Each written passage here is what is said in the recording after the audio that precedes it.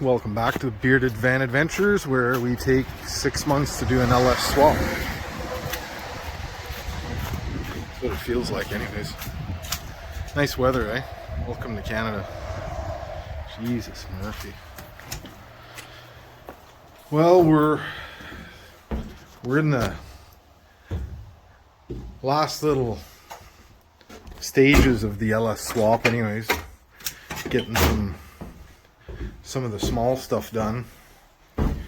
Still trimming wires and looming stuff and whatever, but look at the mud, eh? Oh my god.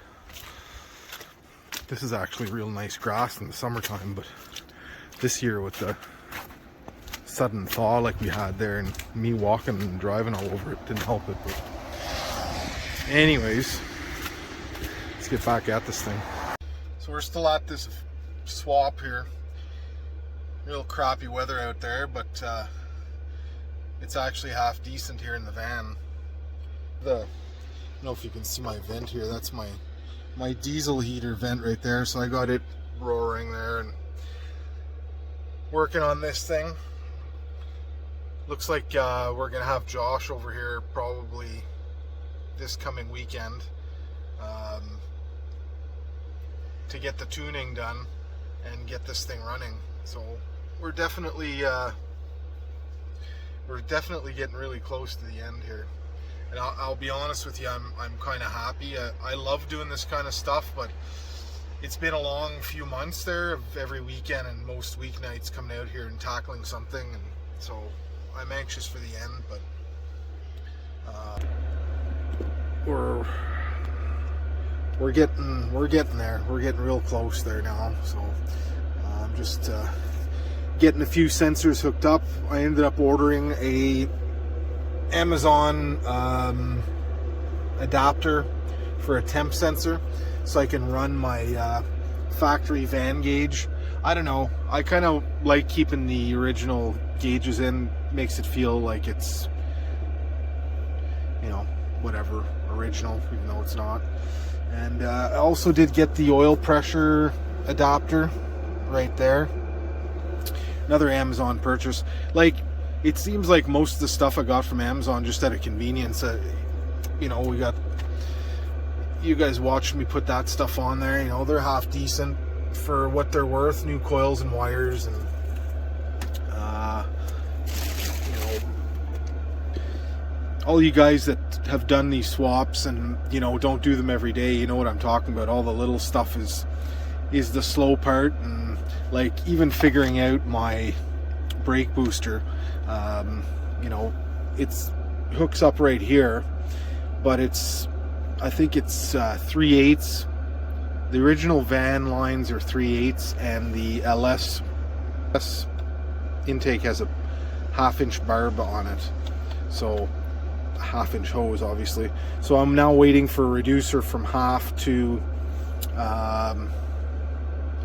3/8. Now I could have ran 1/2 right to the brake booster and used the original truck fitting here, but the problem is that the doghouse is very, very close here, and this is the hose that was on the LS engine, and it's got a tight turn on it, and I kind of like that, because if you take a straight hose and make a turn with it, it ends up kinking and doing all kinds of weird shit. So with this here, I'm hoping I can tighten the bend a wee bit, shorten the hose a wee bit, so my corner is a bit closer even. And then somewhere here, I'm going to transition from. So that's my plan there. What do I have left? Everybody's asking what I have left at this point. Well, not everybody's asking. Like 3 of yous are asking. I have O2 sensors. I ordered the ones that fit the harness, the factory harness, but the plugs were missing, and Josh put some new plugs on it for me, but they happen to be the square ones, where the factory ones were the flat ones. No big deal. I've ordered some O2 sensors with the square plugs. Rather than changing the plug on it, just easier just to order the sensors, not a big deal. So I've got those left to come in. They should be here tomorrow, I think. And then this is my fuel pump wiring. It's already run along the frame. It's all been loomed, and so that's going to be hooked up. Probably going to do that when Josh gets here. He's got the wiring kind of organized here on what goes to what plug and whatever, so I'm going to wait for him and, you know, get those hooked up. So yeah, fuel pump, O2 sensors, figure out the brake booster. I got to run the 2 fuel lines, and actually I've got one here already run here, but I got to sort of pick out where I'm gonna run them, like under the floor kind of thing. I haven't organized any of that yet, and it's so muddy outside that, you know, obviously I'm not laying on the ground, so I'm waiting for the weather to clear up a little bit. And then I still have the fans to put in. I'm sort of on the fence about this. I bought some cheapy Amazon fans. It was just like temporary so I could get it running, and then likely we'll change the rod and get something that's got fans built into it with a shroud and everything. I feel I've gone a long way to cheap out on the cooling system. That's the factory van rod up there. I'm pointing up there, I don't know if you can see it or not. And it probably would do the job, but I was told that I should probably run 2 fans, and it's kind of tight on that rod with the trans cooler on the other side of it. I'm not sure yet. So for now, we're probably going to put an electric fan on it, or 2, just so we can get, you know, the wiring done, get the engine running. Josh has it set up or will set it up so that one fan runs all the time, the other one kicks in at a certain temperature. So all that plumbing is going to be done, and then once it's running and it's, you know, everything's golden, we can come back in here, tear the rod out, take the water pump out because I still want to change that, clean up the front of the engine a bit, paint a few pulleys, make it look a little more presentable, and then maybe at that point put the newer rod with those integrated fans in there, and I'll feel better about that. I'm trying to make this thing, like I've told you before, the idea here is to make this thing really reliable so that when I head out on a Friday night, I don't get caught with my pants down like I did when I went to the abandoned airstrip. Because that, even though it makes good YouTube material, if a guy films it, that is, I would rather, you know, not have to deal with that on the road and concentrate more on the adventure ahead rather than the adventure of fixing your broken van at the side of the highway when traffic's whizzing by your ears. So that's why I'm doing this. It's not really for, you know, crazy horsepower and doing burnouts, even though there may be a couple. That's not the sole purpose of it. It's more reliability, fuel efficiency, and a little less stressful for Mrs. Beard when she comes along for an adventure with me, you know. So now I'm going to change some spark plugs, or install some new plugs, because I didn't put these ones in and they came with the engine.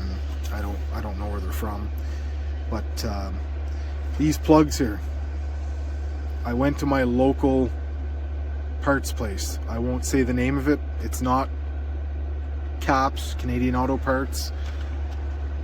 Definitely wasn't there. This was convenience. It was just down the road from my work, and I figured I'd get 8 new spark plugs for the van. I never asked for the price. I didn't even look at the bill until I got into the car and I was driving home. and I realized that I paid $149 for 8 spark plugs. Now I know we had this deadly flu and that changed all the pricing for some reason or another, but $149 for spark plugs. These may be the last spark plugs that go in this engine. That's all I gotta say. They better last a long time. Anyways, so I guess I'm gonna change some plugs. I don't know if you guys want to watch me change plugs.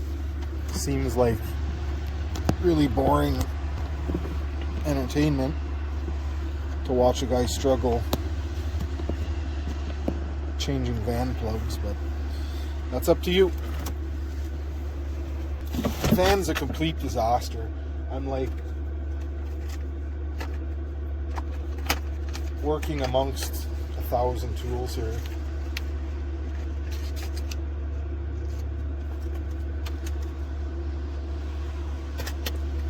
Oh my God.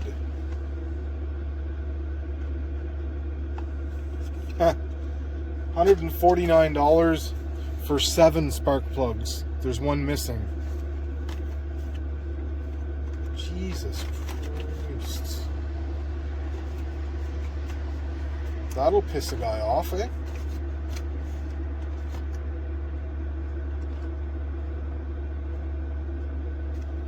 I wonder if he charged me for all 8. Oh my God. I don't want to be a cheapskate, but like 20 bucks a plug there.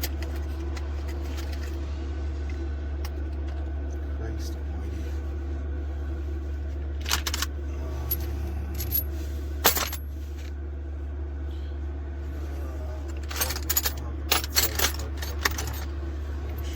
Oh, I do have it.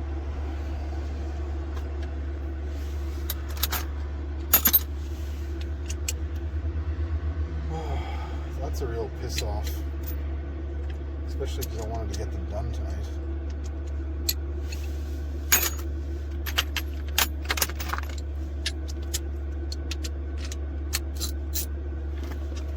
Unless one fell out in my car, but I doubt it.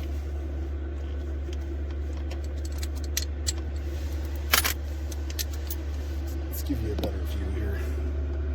See if we can do this.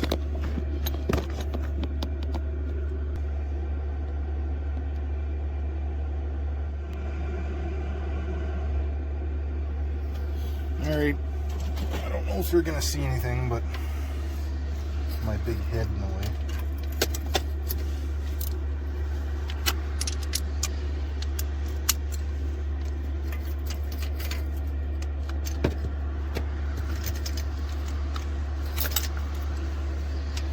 Oh, it's one of these, eh? Need to use a flex to be able to change the spark plugs.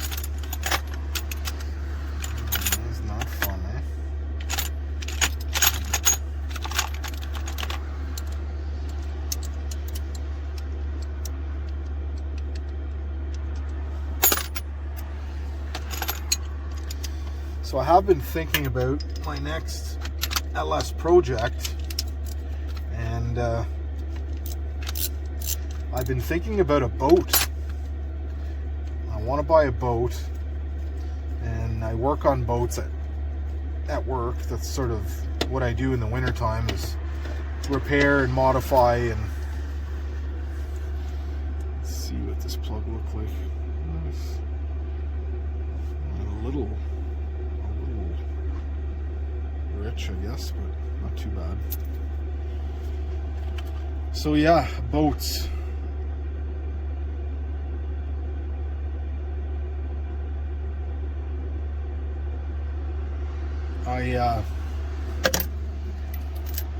I work on boats and I enjoy boats, so I'm thinking about possibly a boat that I can fix up. You know, I always do that. I don't like spending the big bucks, so I buy something that needs a bit of work, do the work myself and customize it my own way.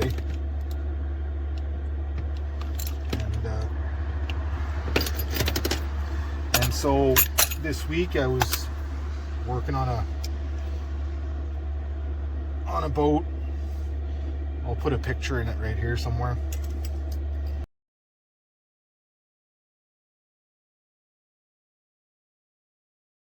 And it's called a Stoncraft, and it's got a 4.3 liter Merc engine in it, which is basically GM put them in some of their trucks. Some of you guys would know about this, kind of the generation before the LSs, but so it's basically the same bolt pattern as an LS engine, because it's the same bolt pattern as a 700R4 transmission, which is what's in my van. So I've been thinking about getting a boat that requires a little bit of work and maybe needs an engine, and doing an LS swap in a boat. I really like these LS engines. I've said this before. I love the way that they're laid out. They're real simple, and you know, I'm going from the TBI era to the LS era. I'm a little late at the ball game, but I'm here, and I'm getting to know them a little bit more, obviously, with the swap here. So I'm thinking maybe that's what we'll do, and maybe it'll be good content for the channel, and it'll be lots of fun once it's complete. But kind of want a boat for this summer, so maybe we find one that's got a running 4.3 in it and we do the swap next winter, or I don't know, we'll see what happens. But I am currently looking, and I will be buying very soon.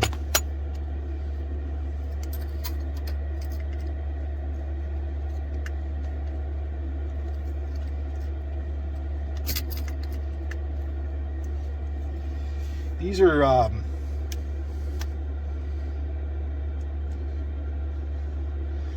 are Amazon spark plug wires, and I really like the color of them, and but what I don't like is the length of them. They're longer than the factory plug wires, and I'm scared that's going to cause me problems with the doghouse, because the doghouse is here, right? So that, I mean, it'll just be touching, but I'm also worried about the headers and them being really hot next to those cheap wires. Being longer, they kind of, I don't know, maybe that's better.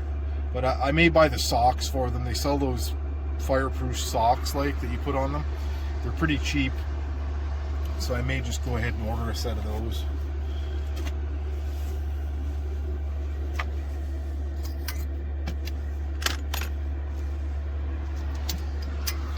Every day after work I try to come out here and slash something off my list, because you know, every day you move that much closer to the end of the build, you know. So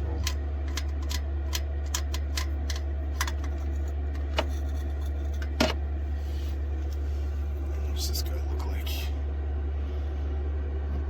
Looks like they've been in there since the truck came out of the dealership, probably. Delco plug.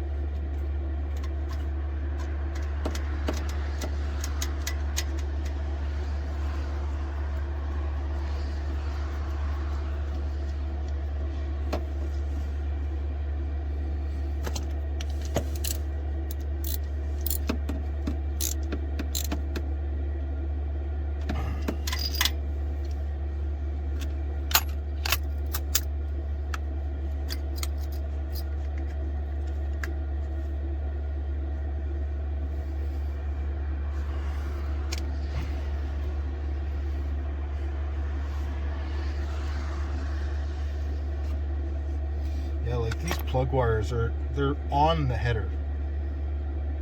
There's no way that's not going to burn. They're touching, they're right on the header.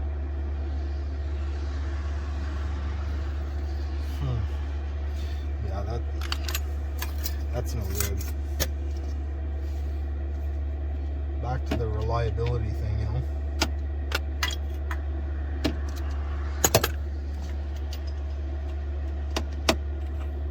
Oh boy. This one looks like it's going to be fun. I'm going to do that.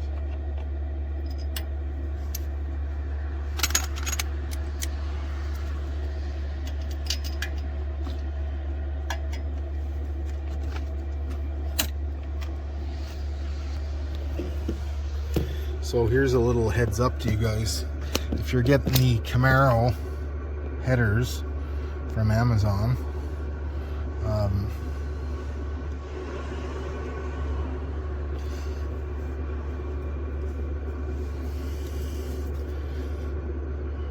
do we got here? It's number 4 spark plug wire is on the header. Right on the header. So that's definitely going to burn. There's no question there. So something has to be done about that.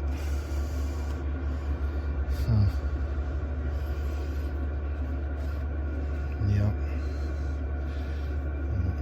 And it's right on the header. How are you supposed to deal with that?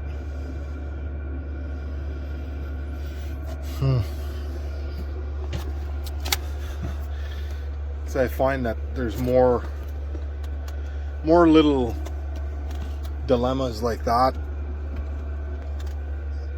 than anything in this kind of project, because it's all unknowns, right? And I went with those headers because the way that the manifolds come out at the bottom, the factory manifolds, they're like in a straighter line, where these ones kind of hug the block like this. Because look how tight it is between like the header and the frame here. There's only about, well, 1.5 inches of space maybe. And so at the beginning I sort of used the truck manifold and I put it on there, and it was pretty much against the frame. So I thought with any movement of the engine, then we're going to be rattling on it or whatever. So, and I just didn't know. So I ended up ordering these headers, which seem to be perfect, but, and don't get me wrong, I'll figure out the spark plug wire thing. I mean, there's got to be, maybe they have plug wires that are, you know, made for headers. I don't know. I'm going to go shopping, but I do like the way they look. So anyways, so we got those plug wires are in. I'm going to go over here and do the same on that side. And I just got the temp gauge hooked up and loomed. Probably gonna follow the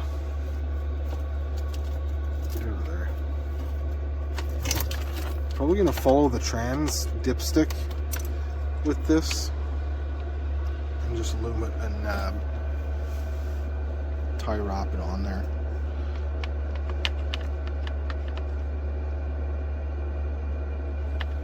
Yeah. So that's what we're doing. Poking away at it anyways. Alright, plug wires are in. I'll tell you, number 1 and number 3, I hope you have a small hand, small arm, because she's real tight in there. So I'm definitely looking for different spark plug wires. I could barely even get number 5 even in there past the header, because it's got that steel end on it, which is, I find, is a good idea with the header, but it's just too big and bulky. So, and these freaking things weren't cheap, so I hope I can return them. anyway. A little update on the spark plug wires. I don't know if you can see them there. They are different wires. The blue ones that were in there before didn't fit past the header on a couple of the cylinders, so I went with these white ones. White's not the color I would have chose, but they're porcelain, so they're actually, you know, like they're porcelain, so they're going to be fine next to the header. They're shorter, so that's good too.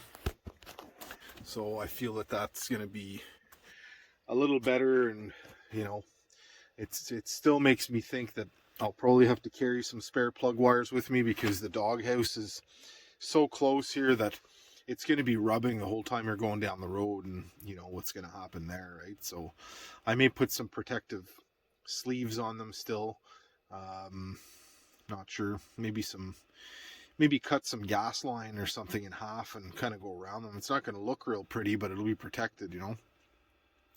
But we'll have to wait and see what happens. So I just came out here quickly. It's like, whatever, 9 o'clock at night. And I wanted to try out these wires. They're over $100, so I wanted to make sure they're going to work, or I was just going to return them right away, but it looks like they'll be good. So we'll be sending the blue ones back. Now, I prefer the blue, the color itself, but I mean, if they don't fit, they don't fit, right? So color or not. My wife didn't like the white either, but I thought they were rubber at first, and I thought, yeah, those are going to get black fingerprints before, you know, the day is over. But not that it really matters, just you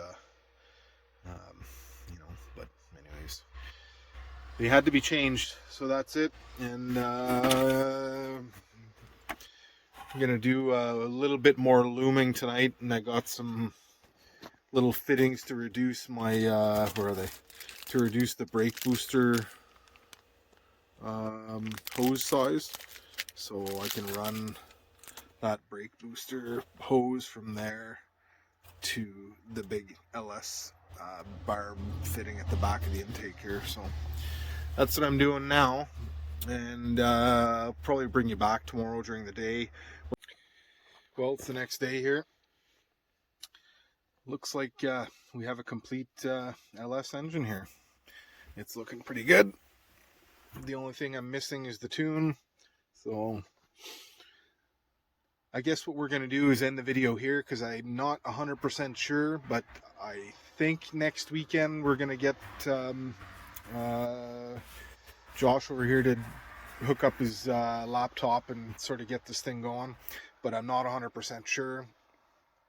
So I'm going to end the video here, and then maybe what we'll do is start another video when we fire it up, as long as everybody's okay with filming it. I mean, I'll get part of it one way or another, but I'm hoping everything goes smoothly. I still have my wiring harness, the computer, and the fuse box to deal with. I'm not 100% sure what I'm going to do with it. There isn't a lot of room under the dash of the van. There isn't a lot of room under the hood, really. So I'm thinking what might actually happen here, and I think I mentioned it before, I'm changing the carpet and the insulation on the floor. The seats are going in for reupholstering. So I think what I'm going to do is, I talked about a console. I'm pretty sure I'm going to build a nice aluminum console for here with a shifter in it. And I'll probably incorporate the space for the fuse box and the computer inside that box. I prefer to be inside the van, and that's about my only option. So what I can do is run the wiring along the top of the trans here, and I'll obviously got to put, you know, we didn't run it through the floor before, you know, putting the fuse box on it, not knowing where it was going to go at the time. So what I'll probably do is cut an access port here in the floor, and since I'm a fabricator by trade, I will make a cover or a door that will close this and seal, and you know, you're not going to see it under the carpet anyways. So I think that's what I'm going to do. It's probably the best bet, and I'll have some time. um, I gotta I gotta take the carpets out of here and, you know, do a little bit of cleanup on the floor anyways, and order up the carpets and the insulation and all that stuff. So and build the box for this. Pick up the shifter. That's the other thing. I've bought it. I just gotta go. I have to go pick it up. So yeah, that's the plan. I'm pretty confident that's the route I'm gonna go. Uh, it's sort of a, you know, I'm not really. I wasn't sure of anything. It kind of did it a step at a time, right? Making decisions as I went to what was the best and worst case scenario. So, but anyways, yeah. So that's the plan. So the next video will be firing it up. This has been a long, drawn out series, and I know a lot of people are getting kind of annoyed by it. I wish I could have done it in one video, but I couldn't. So, not the way that I did it. It was, you know, whatever. So thanks for being patient. Anyways, thanks for watching, guys, and don't forget to hit that like button, subscribe if you're not, and throw a comment down below if you have any questions or anything at all. It helps us kind of grow the channel. So all right, guys, we'll see you on the next one.